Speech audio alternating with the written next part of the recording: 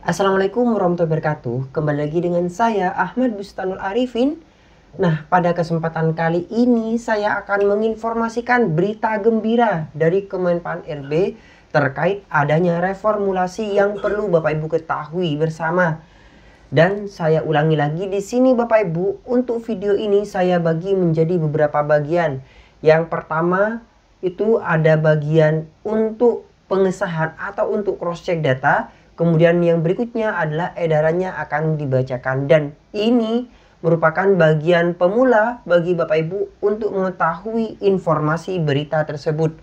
Nah, berita ini langsung saya informasikan dari websitenya Kemenpan RB yang terbit hari ini tanggal 2 Agustus tahun 2023. Seperti apa informasinya? Coba kita cek secara bersama. Sebelum kita ke informasi, alangkah baiknya Bapak Ibu bisa like, comment, share, dan subscribe channel saya. Kemudian Bapak Ibu juga bisa join di grup Telegram saya di @stdboy channel, atau Bapak Ibu juga bisa follow TikTok dan Instagram saya di @barifin_. Kali ini Abah Channel telah memiliki sebuah website yang Bapak Ibu bisa kunjungi nantinya di www.abahchannel.com. Langsung saja kita simak informasinya berikut ini. Nah, di sini Bapak Ibu saya telah memiliki sebuah berita gembira bagi Bapak Ibu semua perihal dengan adanya reformulasi yang telah turun per tanggal 2 Agustus tahun 2023. Kita langsung bahas bersama edarannya. Dan beritanya kita langsung bacakan. Nah, coba kita langsung saja bacakan Bapak Ibu. Di sini langsung dari websitenya Kemenpan RB. Misalnya Bapak Ibu tidak percaya, silakan cek saja di websitenya Kemenpan RB. Bahwasanya ada informasi jaga kualitas rekrutmen, kebijakan reformulasi P3K teknis dilakukan dengan pemeringkatan nilai terbaik. Ini Bapak Ibu. Jadi informasinya sudah seperti ini, jelas sekali. Tapi edarannya kita lihat nantinya. Atau mungkin SK-nya seperti apa nanti kita lihat. Di sini 2 Agustus tahun 2023 dilihat dia sekitar 3167. Nah, ini merupakan Bapak Menpan RB kita, di mana beliau sudah menjanjikan dan ditepati janjinya. Di sini Bapak Ibu informasinya adalah Jakarta, Kementerian Pendayagunaan Aparatur Negara dan Reformasi Birokrasi PAN RB bersama Badan Kepegawaian Negara atau BKN serta instansi terkait telah selesai membahas telaah terkait hasil kelulusan seleksi pegawai pemerintah dengan perjanjian kerja atau P3K teknis tahun 2022. Hasilnya, kebijakan reformulasi rekrutmen P3K teknis diberlakukan pada 2022 dengan optimalisasi berupa pemeringkatan atau ranking pada setiap jabatan yang formasinya belum terpenuhi. Kita berbesar.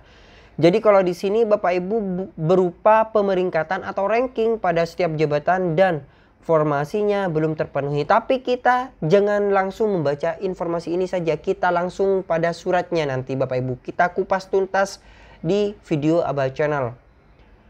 Hal ini dituangkan dalam keputusan Menteri PAN RB nomor 571 tahun 2023. Jadi nomor 571 tahun 2023 ini kita kupas tuntas nantinya. Dan saya akan informasikan kepada Bapak Ibu semua tentang optimalisasi pengisian kebutuhan jabatan fungsional teknis pada pengadaan P3K tahun 2022, anggaran 2022.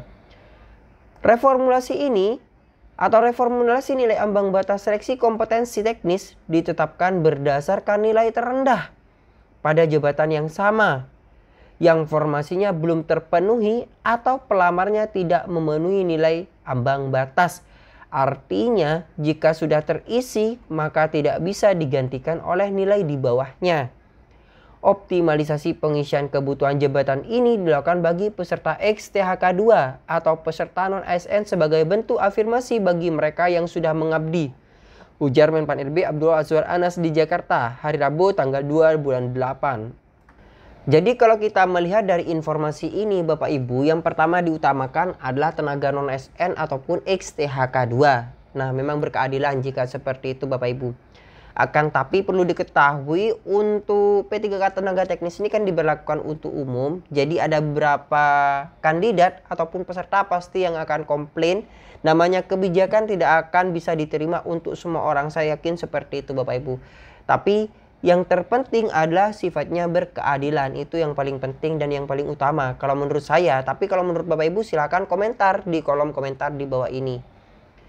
Kemudian selanjutnya, kebijakan reformulasi dilakukan dengan tetap menjaga kualitas dan keadilan dalam seleksi P3K. Imbuh Bapak Azwar Anas. Nah, yang saya sampaikan barusan. Deputi SDM Aparatur Kemenpan RB Alex Denny menjelaskan, optimalisasi pengisian kebutuhan jabatan diberlakukan terlebih dahulu bagi XTHK 2 yang memenuhi reformulasi ini. Reformulasi nilai ambang batas seleksi kompetensi teknis dengan peringkat terbaik.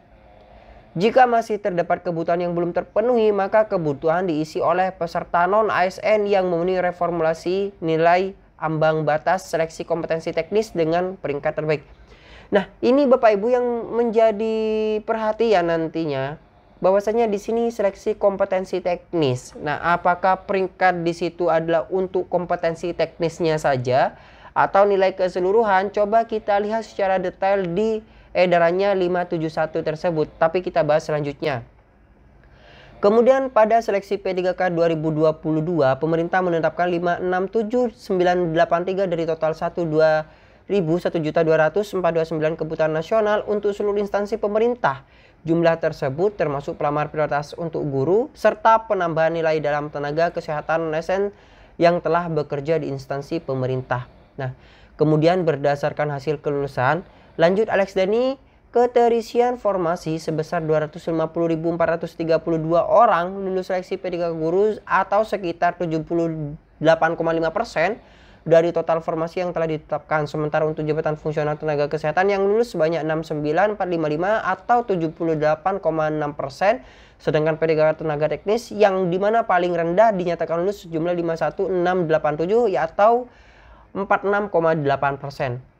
Dengan gambaran tingkat kelulusan yang rendah terhadap kategori teknis tersebut dilakukan telaah dan kajian dan pembahasan bersama instansi terkait.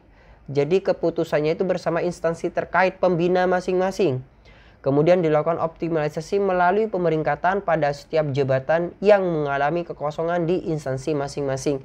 Nah, sekali lagi peringkat di sini Bapak Ibu, apakah peringkat berdasarkan teknisnya atau peringkat berdasarkan uji kompetensi keseluruhan? Ini yang masih kita perdebatkan nanti di pembahasan selanjutnya.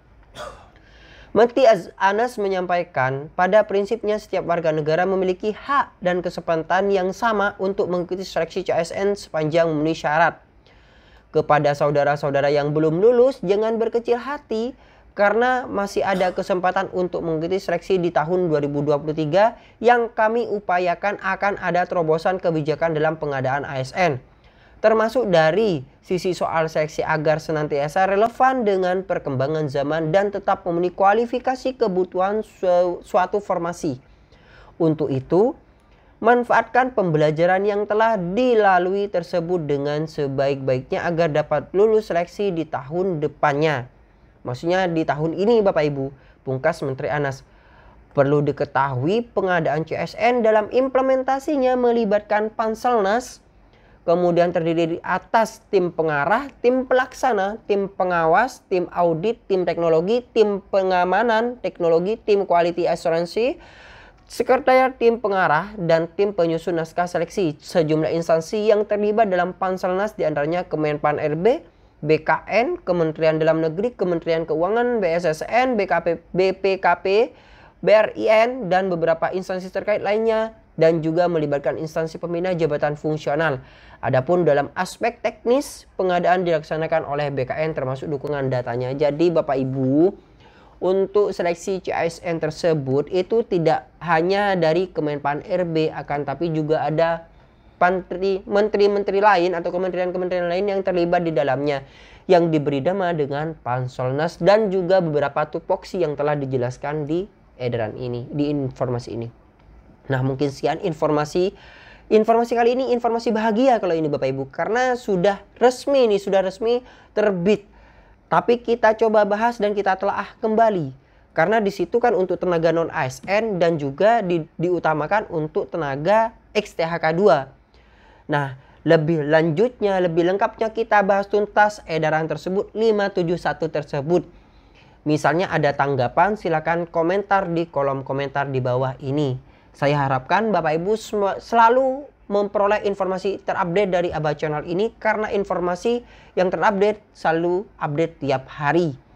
Dan Bapak Ibu mungkin mengetahui semua yang telah mengikuti Aba Channel mulai dari awal. Mungkin sekian, terima kasih, semoga bermanfaat bagi Bapak Ibu yang baru menemukan channel ini. Jangan lupa untuk like, comment, share, dan subscribe. Aktifkan notifikasi di channel ini dan jadikan Abah Channel sebagai rekan atau sahabat Bapak Ibu untuk mencari sebuah informasi. Wassalamualaikum warahmatullahi wabarakatuh.